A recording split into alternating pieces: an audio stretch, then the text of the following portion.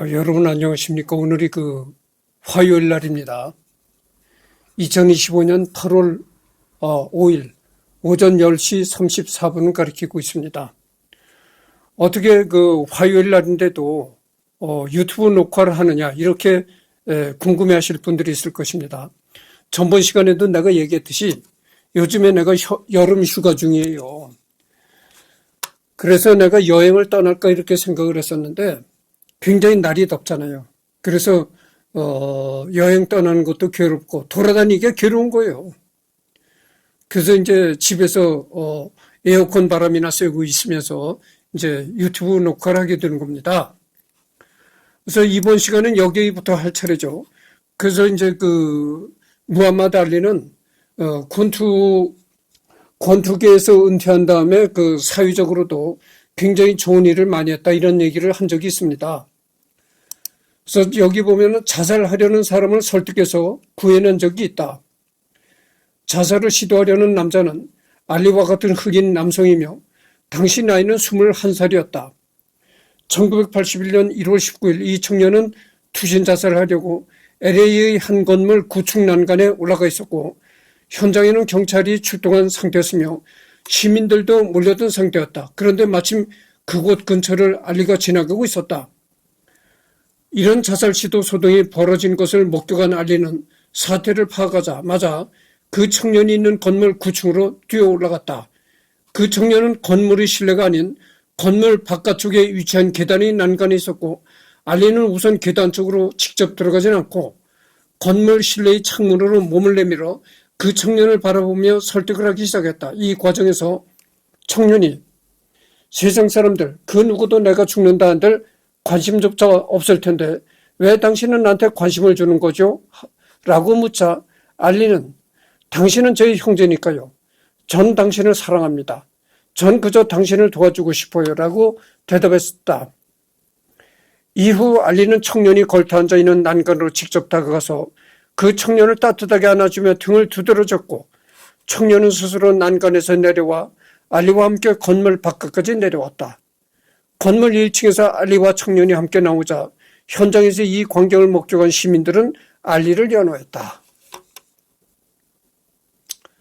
그래서 알리와 똑같은 이제 피부색을 가진 흑인 청년이 이 LA의 9층 건물 꼭대기에 올라가서 자살을 시도하려고 했었는데 알리가 그렇게 접근을 해서 설득을 했다는 거죠. 그래서 이제 청년의 목숨을 구했다 이런 얘기입니다. 1973년 1월 10일 할렘의 한 학교를 방문하여 강연을 하던 도중에 한 교사로부터 지금 이 학교에 조 프레이저의 조카인 마크 프레이저가 재학 중이라는 말을 듣자마자 조 프레이저의 조카라고? 그 녀석 어디서? 라며 들뜬 목소리로 마크를 찾기 시작했고 곧이어 그를 무대 단상 위로 부르는 등 특별한 추억을 선사했다. 참고로 마크 프레이저 역시 훗날 프로 복싱 선수로 활동하였다. 1980년대 WWF에 출연하며 락앤 레슬링 커넥션의 주축으로 WWE 전설의 시작을 알리는데 큰 공헌을 했으며 WWF 레슬마니아의 호스트로 초대받았다. 1996년 애틀랜타 올림픽 때는 최종 성화 점화자로 등장하여 손을 떨면서 성화대부를 붙였다. 당시 파킨슨 병으로 투병 중이던 알리가 쉽게 불을 붙이게 하기 위해 이미 완성되어 있던 성화대의 설계를 변경했다고 한다. 그의 딸 라일라 알리도 여자 프로 권투 선수로 활약했고 세계 챔피언 자리를 오랫동안 지키며 그 아버지의 그 딸임을 보여주었으며 라일라는 2007년 이후 은퇴한 상태다. 그러니까 이 알리의 딸도 프로 권투 선수에 입문해가지고 세계 챔피언 자리까지 올랐었다는 겁니다. 그러니까 역시 피는 속이지 못한다. 이런 얘기를 할 수가 있겠죠. 방송 진행자 등의 일을 하는 듯하다. 여담으로 라일라는 무하마드 알리의 세 번째 부인이었던 베로니카 포르세 알리와의 사이에서 얻은 딸이며 이 세계 챔피언까지 올라갔던 딸이 세 번째 여자한테서 난 딸이라는 거죠. 어머니모를 이어받아서 아름답게 생겼다. 그래서 이 세계 챔피언까지 올라갔던 딸은 비록 과격한 권투를 하긴 했지만 아주 외모가 아름다웠다 이런 얘기죠. 라일라 알리의 최근 모습. 무하마드 알리와 라일라 알리.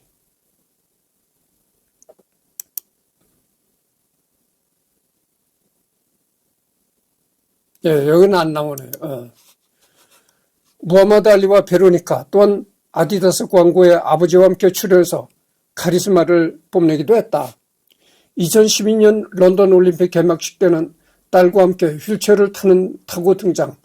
원래는 올림픽 오륜기 개항식에 같이 참가하려고 했지만 건강상 문제로 오륜기를 만져보는 것으로 대신했다. 이미 이때는 2012년 런던 올림픽 때는 상당히 무하마드 알리가 파킨슨 병으로 상당히 병이 위중했을 때다. 그래서 몸을 많이 떨고 그래서 올림픽 오륜기를 만져보는 것으로 이제 만족해했다 이런 얘기죠. 마이클 만 감독의 영화 알리에서 윌 스미스가 맡아서 알리 일대기를 다루었다. 그러니까 이제 여러분들 파킨슨 병이라는 거는 하나의 유전인자에서 발생하는 병이라고 그렇게 알고 있습니다. 그래서 지금 유전인자의 DNA 유전인자에 관한 연구가 계속 활발하게 진행되잖아요. 그래서 언젠가는 이 파킨슨 병도 곧 정복될 날이 오리라고 믿습니다. 그렇잖아요. 암도 그렇잖아요. 암도 곧 정복될 날이 오잖아요. 근데 내가 어느 유튜브 조금 얘기가 다른 곳으로 빗나가겠으니까 이 자꾸 여러 가지 얘기를 첨부하다 보니까 이 알리가 오래 가는 겁니다. 오래 가더라도 좀 해두겠습니다. 들어보시오. EBS 다큐멘터리인지 그걸 내가 유튜브로 시청했는데 어떤 얘기가 나오냐면은 암에 걸리면은 항암제를 쓰잖아요. 항암제 약을 투여하고 그러잖아요. 근데 항암제 약이 초기에는 약발이 좋다는 거죠. 근데 이게 항암제를 계속 이제 쓰다 보면은 약효가 없다는 거예요. 그래서 그게 약에 대한 내성이니 어쩌니 이렇게 얘기를 하는데 그게 가짜 내성이라는 거죠. 왜냐하면 이 항암제를 쓰잖아요. 항암제를 쓰면은 암세포 스스로가 견고한 약이 더 이상 항암제가 더 이상 뚫고 들어오지 못하게 견고하게 이 울타리를 친다는 거죠. 속된 말로 우리말로 쉽게 얘기하자면은 아주 견고한 울타리를 친다는 거죠. 견고한 막을 두른다는 거죠. 스스로를 방어하느라. 그런데 우리나라 제약회사에서 항암제가 아무리 견고한 막을 치더라도 견고한 막을 뚫고 들어갈 수 있는 그거를 또 연구했다는 거예요. 그래가지고 아무리 항암제를 많이 써도 내성이라는 게 있을 수가 없다는 거죠. 아무리 암세포가 스스로 이렇게 견고한 막을 생긴다 하더라도 견고한 막을 유지를 해서 이제 자기 자신의 세포가 보호한다 하더라도 얼마든지 그것을 뚫고 들어갈 수가 있다 이거죠. 그거를 뚫고 들어가는 약을 우리 제약회사에서 연구해서 만들었다 이런 얘기입니다. 그러니까 항암제를 10번을 쓰든 100번을 쓰든 얼마든지 계속 뚫고 들어가서 암세포를 죽이는 겁니다. 그러니까 암 정복에 한 발 더 다가섰다 이런 얘기죠. 그래서 여러분들 암도 곧 정복이 되리라고 봅니다. 그리고 유전 DNA에 관해서 계속 연구가 활발해지니까 파킨슨병도 곧 이제 정복이 될 것이다 이런 얘기입니다. 작품성은 좋았으나 흥행은 실패했고 이 영화는 한국에서 개봉 당시 상영 시간이 길다고 30분 가까이 삭제하고 개봉했다가 언론에 보도되면서 더더욱 극장에서 외면당했다. 극장 수익으로는 해외 수익까지 다 합쳐도 제작비도 못 건졌고 그나마 DVD 같은 2차 판권 시장은 꽤 괜찮게 팔려 수익을 거둬들였다. 이 영화의 주제곡인 알 켈리 더 월즈 그레이티스트 또한 무하마드 알리로부터 영감을 받은 곡이다. 이 사람을 바탕으로 만든 캐릭터가 바로 로키 라이벌 아폴로 크리트다.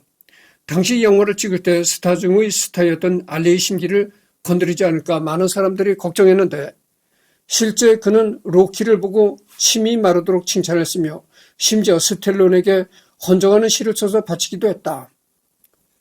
또한 아카데미 시상식에서 내가 진짜 아폴로 크리트다 라면서 뛰쳐나와 스텔론과 스팔링을 벌이는 꽁트까지 했다. 그로부터 25년 후 알리의 60세 생일 이벤트에 스텔론이 등장하여 그때 알리에게 받은 시를 낭송하였다. EBS 지식 채널 2에서 무하마드 알리를 주제로 해 방영한 적이 있으며 5분짜리 영상에 무하마드 알리의 생애를 감동적으로 요약해 놓았다. 생전에 TV쇼 프로그램에 나와서 스텝 퍼포먼스를 보여준 적이 있다. 그러니까 알리가 이 방송에 나와가지고 생전에 방송에 나와가지고 그 자기 스텝을 이렇게 방송에서 보여준 적이 있다는 겁니다. 그러니까 가상적으로 이제 방송 진행자하고 권투라는 그런 제스처를 쓰면서 자기가 이런 스텝으로 이제 권투했다 이런 걸 방송으로 보여줬다는 거죠. 공격하는 그 제스처로 가상적으로 보여주고 이런 거 이러면서 자기 스텝이 이런 스텝을 취했다 이런 얘기죠. 알리의 스텝 퍼포먼스 1977년 개봉한 알리의 생애를 다룬 전기 영화 더 그레이티스트가 에서 나온 주제가 더 그레이스트 러브 오브 올이 유명하다. 부른 가수는 조지 벤슨. 이탈리아의 기자 오리아나 팔라치가 알리를 인터뷰하기 위해 찾아간 적이 있었는데 알리가 멜론을 먹으면서 연신 트림을 하는 등 매우 무례한 태도로 팔라치를 맞았다고 한다. 이에 화가 난 팔라치가 알리에게 나는 너 같은 짐승이랑 함께 있지 않을 거야 라고 소리 지르자 알리는 팔라치 마이크를 빼앗아 벽에 던졌다고 한다. 이게 재미난 얘기입니다. 이탈리아 기자 오리아나 팔라치가 알리를 인터뷰해서 찾아갔다는 거죠. 알리를 인터뷰하기 위해서 찾아갔는데 외신 기자가 온다고 하면은 외국계 기자가 온다고 하면은 자 옷도 잘 차려입고 깨끗이 거두고 청조를 하고 이렇게 앉아서 맞이해야 되는데 외신 기자가 찾아가서 인터뷰를 하러 온다고 했는데도 막 이렇게 멜론을 막 허겁지겁 먹고 멜론을 먹다가 꽉꽉 트림을 하고 뭐 이러더라는 거예요. 그렇게 아주 그 무성의한 태도, 무례한 태도로 일관하더라. 그래서 이탈리아 기자가 화가 나가지고 당신 말이야, 당신 짐승 같은 사람, 당신 짐승 같은 사람이랑 더 이상 인터뷰할 수 없어. 이렇게 얘기를 하니까 알리가 그 기자의 마이크를 뺏어가지고 내동댕이 쳤다. 뭐 이런 얘기했습니다. 그렇잖아요. 그 외신 기자가 그 인터뷰를 하러 온다는 거는 그 외신 기자가 참 VIP라고 귀한 손님이라고 볼 수가 있는데 그렇게 외신 기자가 인터뷰를 하고 온다면 평소에 입지 않던 뭐 옷 정장도 갖춰 입고 다 이렇게 참 이렇게 뭐라고 하나 폼을 잡고 이렇게 앉아 있어야 그게 정상인데 멜론을 먹다가 허겁지겁 먹다가 끄끄 트럼을 하고 막 불성실하더라 이거야 태도가. 2015년 12월에 미국 공화당의 대선주자 도널드 트럼프가 대통령이 되면 무슬림들을 입국 금지시킬 것이라는 발언으로 논란이 일되자 알리는 즉각 성명을 내고 나는 무슬림이다 라고 말문을 열며 우리 무슬림들은 이슬람을 자신의 개인적인 이해를 위해 쓰는 사람에 맞서 싸워야 한다라고 강조하는 동시에 파리나 샌 버나디노 그 밖의 세계 어디에서도 무고한 사람을 죽이는 것은 결코 이슬람이 아니다 하고 목소리를 높였다. 이는 알리가 언어 능력을 잃기 전 공식 석상에서 행한 마지막 발언으로 알려지며 주목을 받았다. 자기는 무슬림이다. 종교인이 사람을 죽이는 거 봤느냐? 사람을 죽이는 일에 절대 가담할 수 없다. 뭐 이렇게 그리고 그랬다는 거죠. 이탈리아 출신의 싱어송라이터인 마르코 멘고니의 2018년 노래 중 무하마드 알리가 있다. 알리의 개명전 이름 캐시어스 클레이를 본뜬 카시우스라는 바다 악어가 있다. 지구상에 현존하는 가장 거대한 파충류인 바다 악어 중에서도 손에 꼽힐 정도의 덩치를 자랑하는 악어다. 미국뿐만 아니라 1960년, 70년대 사하라 이남 아프리카 여러 나라들에서도 인지도가 높은 흑인 스포츠 스타에서 아프리카 여러 나라들로부터 초청을 받고 방문했다. 마이클 조던 같은 다른 스포츠의 갓들이나 유명인들과의 만남 등 다양한 활동이 있다. 펜실베니아주 루이빌, 라스베가스에 훈련 캠프가 있다. 콜드플레이 7집 앨범 수록곡 중 에버글로우의 싱글 버전에서 노래 후반부에 알리 연설이 나온다. 슈퍼맨과 싸운 만화책이 있다. 한 외계인이 자기네 최강의 전사와 싸울 지구 최강의 전사로 슈퍼맨 선택하자 알리가 슈퍼맨은 지구인이 아니고 슈퍼파워를 가졌으니 불공평하다라며 누가 지구 최강의 전사일지 판가름 낸다는 내용. 말도 안 되는 대결 같지만 붉은 태양 근처의 행성에서 경기를 치렀기에 슈퍼맨은 일반인 상대였다. 그리고 대전 끝에 알리가 슈퍼맨을 쓰러뜨린다. 들것을 실려나가는 슈퍼맨 이후 외계인 챔피언과 대전에서 알리가 승대를 거두고 서로 악수를 나누며 훈훈하게 마무리한다. 뭐 이런 얘기입니다. 그래서 뭐 여기 보면은 슈퍼맨 어떤 만화책이 있는데 그 만화책 내용이 뭐냐면 알리가 슈퍼맨 외계인과 권투 경기를 했다고죠. 뭐 그렇습니다.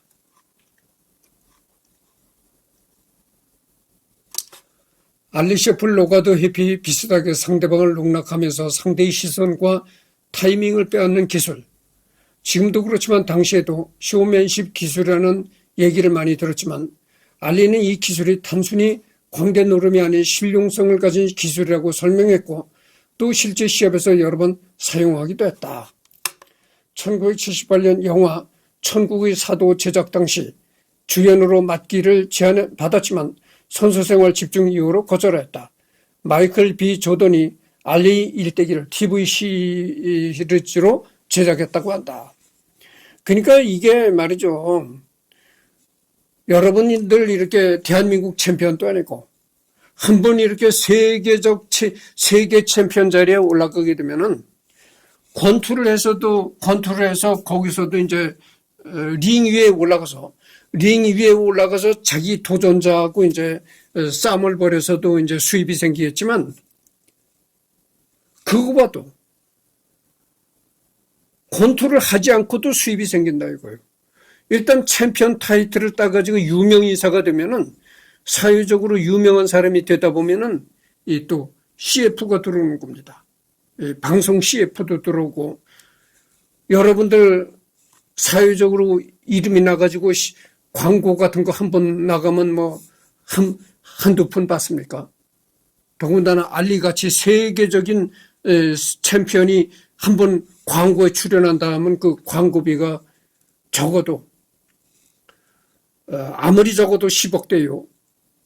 100억 대는 보통 받으리라고 생각합니다. 광고비로. 그러니까 그게 수입이 얼마입니까? 상당하죠. 반드시 권투만 해서 수입이 생기는 것이 아니고 그렇게 CF, 광고료, 강연료, 또 돌아다니 웬만한 데서 또 알리를 사회적으로 이름이 나다 보니까 알리를 강연으로 초청하는 겁니다. 강연 연사로 초청하는 거예요. 그러면 이승열이 같이 이름 없고 평범한 사람이라면 뭐 강연료? 그까지 강연료를 해야 그까지 나 같은 평범한 사람을 강연료를 준다고 하면은 한 10만 원 정도 줄 겁니다. 오고 가고 교통비나 해라. 뭐 KTX 오고 가고 교통비나 해라. 한 10만 원 주면 끝날 겁니다. 그러나 이 알리 같은 세계적 유명인사를 초빙하려면은 그 정도 줘서는 안 되잖아요. 적어도 아무리 한 40분 강연을 한다 해도 억대. 그렇게는 줘야 되리라고 봅니다. 그러니까 강연 요청 들어오지, CF 들어오지 하니까 엄청나게 그런 거죠. 지금 20분을 경과했습니다. 1978년 영화 천국의 사도 제작 당시 주연으로 맡기를 제안받았지만 서술 생활 집중력으로 거절했다. 이제 영화 주인공으로도 나와라 이런 제의가 들어오더라 이거예요. 그런 걸 거절했다 이거죠. 한 기자가 무하마드 알리에게 가장 중요한 훈련을 물었을 때 클럽 안 가고 여자 조심하기라고 말했다. 그 뒤로도 9시에 침대에 눕기, 특히 자기처럼 잘생긴 사람은 여자를 더 조심해야 한다고 말했다. 내가 계속되는 얘기잖아요. 이승열이는 앉으면 돈 타령하는 것이 이승열이 아닙니까? 또 돈 얘기해 볼까요? 그러니까 권투를 이제 이미 유명인사가 되었으니까 권투 외에도 각종 광고가 들어오지, 강연 요청이 들어오지, 돈다발이 계속 들어오는 겁니다. 그렇게 돈다발이 들어오니까 어떻게 하겠어요? 여자들을 줄줄이 꿰차는 겁니다. 돈이 곧 여자입니다. 그래서 여러분들 내가 눈에 얘기하지만 여자를 많이 꿰차고 다니는 사람 있잖아요. 아니 저 사람이 어디가 잘생겨서 여자를 꿰차고 다니나. 아무리 봐도 납득이 안 간다고죠. 남자는 봐도 별 볼 일 없어 보이는데 여자는 그렇게 여자들한테 인기가 좋아서 여자들을 꿰차고 다니거든. 능력이 있기 때문에 그런 거예요. 능력. 무슨 능력? 돈 버는 능력. 우리나라 사람들이 대한민국이 어느 국가입니까? 자본주의 국가잖아요. 자본주의 국가에서 살아가는 우리나라 사람들이 돈에 아주 무관심합니다. 아니 여자를 많이 거느리면 나같이 이렇게 세상에 이치 밟고 철이든 사람은 대뜸 알아챕니다. 남자가 돈을 잘 버는 남자로구나. 대뜸 알아차리는데 우리나라 국민들은 이 자본주의 국가에 살면서도 철이 들렀어. 그래가지고 몰라. 아니 저남 잘 보니까 남자는 별로 잘생기지도 않고 별거 없는데 근데 어떻게 저렇게 여자를 거느리지? 참 이상도 안 해. 이상하다는 겁니다. 그걸 못 알아채는 거예요. 그런 나같이 철이 든 사람 대뜸 알아챕니다. 저 남자가 돈을 잘 버는 남자로구나. 그래서 내가 눈에 얘기를 하잖아요. 왜 내가 자꾸 돈 타령만 하느냐. 이 세상이 그래요. 이 세상이 돈 없으면 플레이가 안 되는 거예요. 돌아가지 않는 겁니다. 전부 다 이 세상이 뭐에 의해서 돌아가느냐? 돈 때문에, 돈에 의해서 돌아가는 겁니다. 생각해 보세요. 대한민국이라는 국가도 그냥 어디서 하늘에서 돈다발이 떨어져 대한민국 국가가 유지가 됩니까? 대한민국 국가라는 것도 돈이 있어야 유지가 되는 거예요. 국회에서 예산 심의하고 그러잖아요.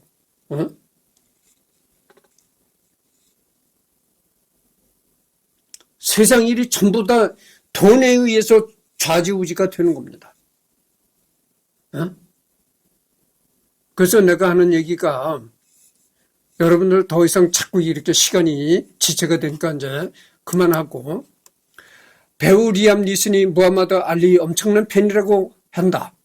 1980년 알리와 직접 만나게 된 리암은 떨리는 목소리로 무하마드 당신을 사랑해요라고 전했다고.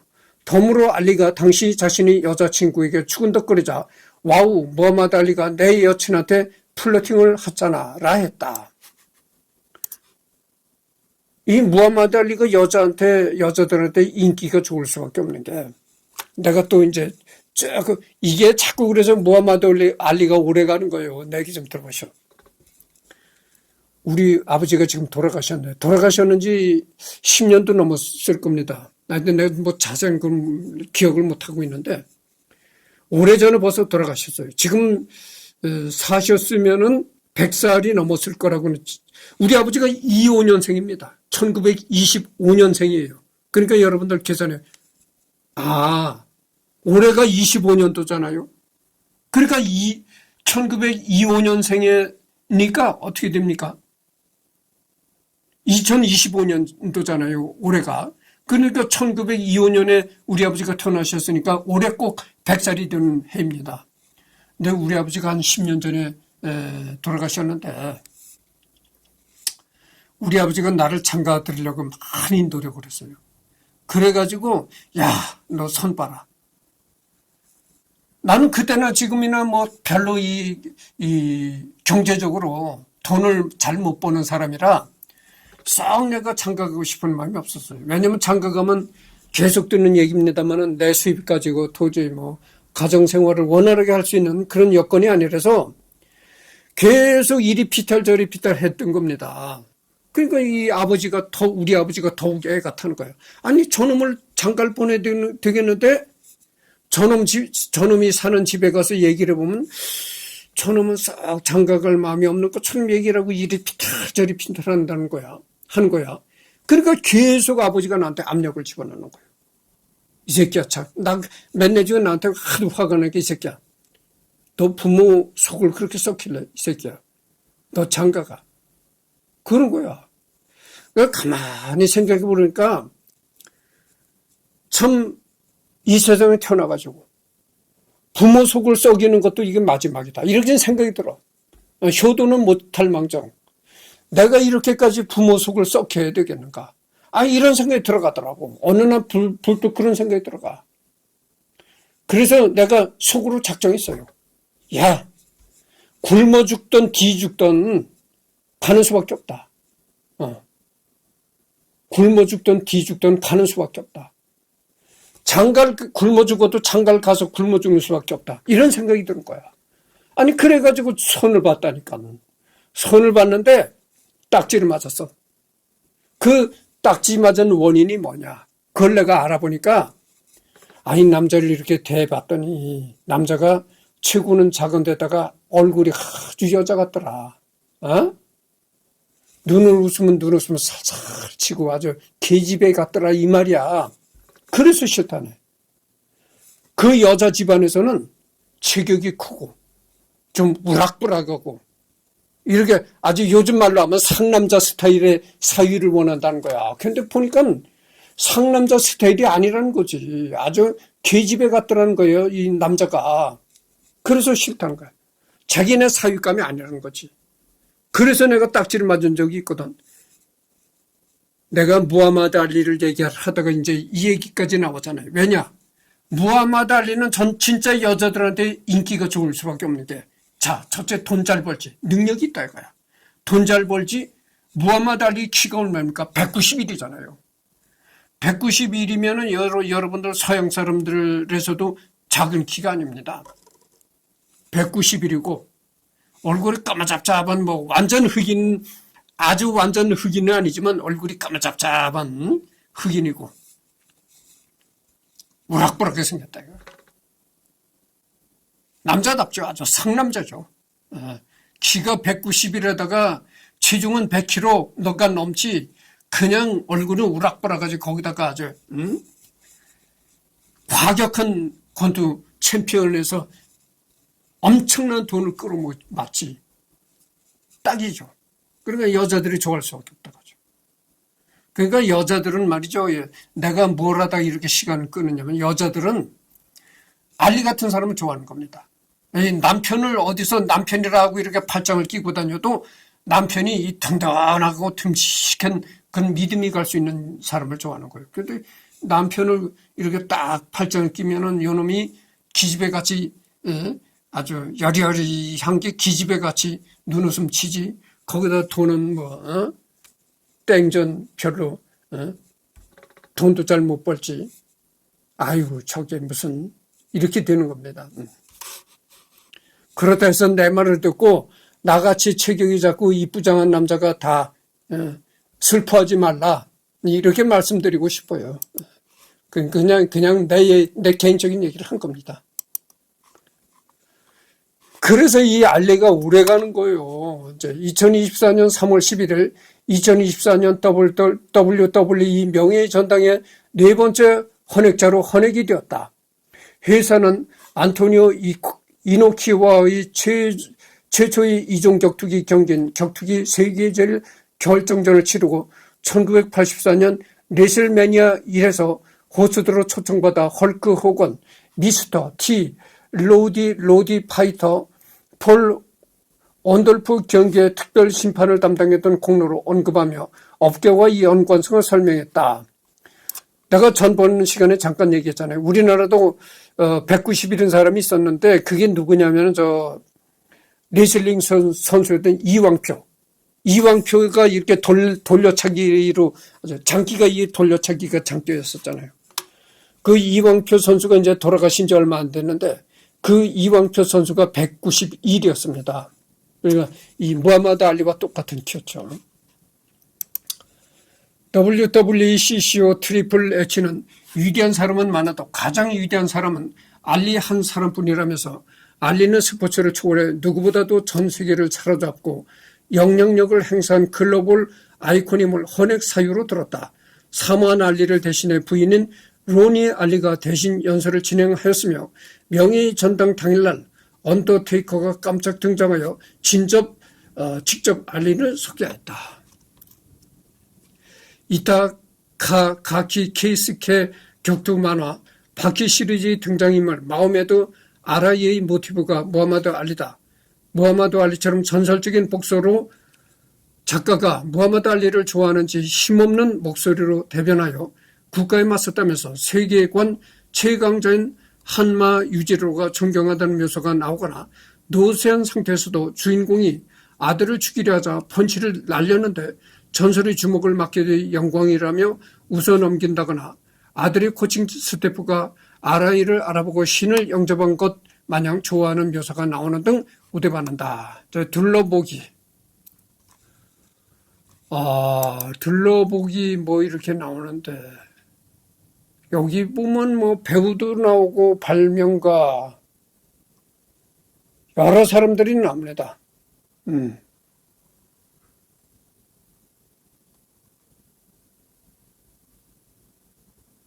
뭐 하여튼 그리고 넘어가도록 하겠습니다. 그래서 무하마드 알리라는 이름이 이제 1966년 링 매거진 선정 올해의 선수에 무하마드 알리가 들어갔다는 거죠. 그리고 1972년 링 매거진 선정에서 올해의 선수로 또 이제 무하마드 알리 뭐 이렇게 이게 뭐냐면은 여러 가지 사회단체에서 선정한 유명 인물에 무하마드 알리의 이름이 들어갔다 이런 얘기입니다. 보세요. 얼굴이 완전한 흑인은 아니죠.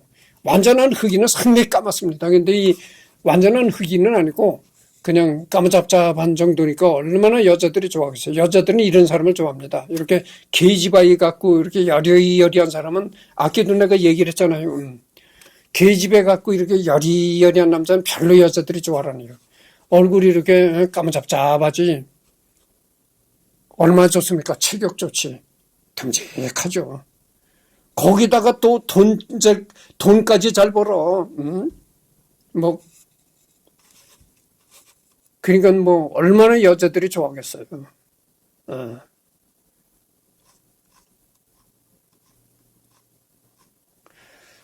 근데 이게 다 됐네.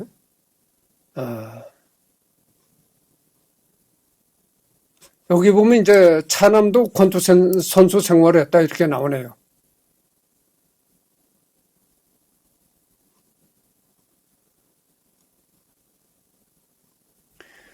근데 여기 보면은 이 알리가 또 한 가지 유명한 게 겁니다. 그 알리는 말이죠. 그 링 위에서는 사나운 권투 선수였지만 링 밖에서는 절대 남을 폭행을 하지 않았다 이런 얘기입니다. 얘기를 했잖아요. 알리가 그 종교인이라고 무슬림 처음에는 기독교를 믿었는데 나중에 이제 개종을 해가지고 무슬림으로 개종했다. 그래가지고 시간만 나면 이런 얘기를 했다잖아요. 내가 무슬림을 믿는 종교인인데 내가 어떻게 사람 죽이는 일에 가담하겠는가 뭐 이랬고 그랬다잖아요. 그래서 알리는 철저한 스포츠맨이었다. 그러니까 링 위에서는 사나운 주먹을 휘둘렀지만 링 밖에서는 일체 주먹을 휘두르지 않았다 이런 얘기입니다. 그리고 사회적으로 굉장히 좋은 일을 했다.